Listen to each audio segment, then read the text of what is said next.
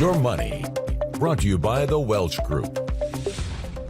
Well, a backdoor Roth conversion is a strategy used by high-income earners to contribute to a Roth IRA, even when their income exceeds the IRS limits for direct Roth contributions. There's always a catch. Yep. Our Jonathan Skinner recently discussed the details of this investment opportunity with financial expert Marshall Clay from the Welch Group.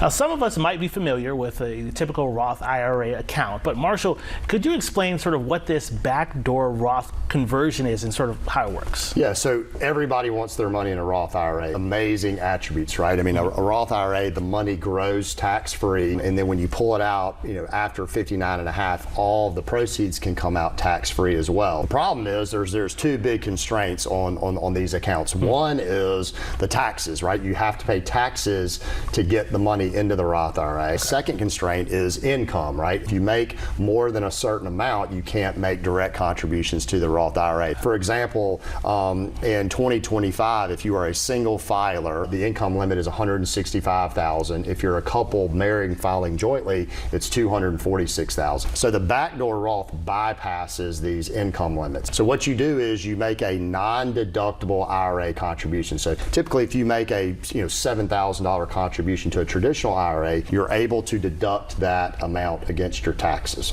So this is a non-deductible contribution, so you're not able to deduct this. And then what you're doing is you're converting that non-deductible IRA to a Roth IRA. And so when you convert a non-deductible IRA to a Roth IRA, you're going to pay taxes on the gains in that non-deductible IRA. But in this case, there are no gains. So that's hence the backdoor. It is an administrative roundabout. Around the back. Yeah, to get into the Roth IRA. So obviously there's some key considerations here that usually sort of makes this not a great strategy, is what's called the pro rata rule. If you already have a pre-tax traditional IRA that you received a tax deduction on, and you also have a non-deductible IRA, it doesn't mean that you can't do the backdoor Roth. It's just far more punitive because they treat all of these IRAs like one. For example, if you had a $7,000 traditional IRA and a $7,000 non-deductible IRA, and you tried to convert the $7,000, they're going to take 50%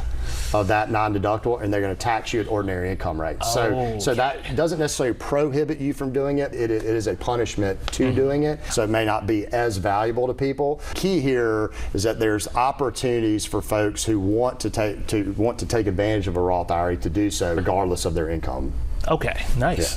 Well, I think something like that, you need to talk to a money manager or something. Well, yeah, I mean, these are very technical things. Yeah, and I think if any of our viewers have questions on this, definitely reach out to a certified financial planner. They can reach out to us at the Welch Group. We'd be happy to answer these questions, because these are the small little things, right? There's, oftentimes people want the silver bullet to accumulating wealth. Yeah. But it's usually about making a bunch of really, really small decisions that add up tremendously over the course of time. So if you can find a way to get $7,000, for example, in 2025 into a Roth, and that money grows tax-free. So the more money that you can get in these tax-deferred environments, the better. If any of our viewers are wondering, hey, am I taking advantage of all of my tax-deferred opportunities, and they don't know, give somebody a call, because it's an easy way to accumulate wealth faster. Yeah, Marshall, that's why we bring you on, man, for tips like this. Yeah, absolutely. If you want some more Your Money tips, of course, every Tuesday at 4 o'clock, you can watch it right here or on WAFF.com website.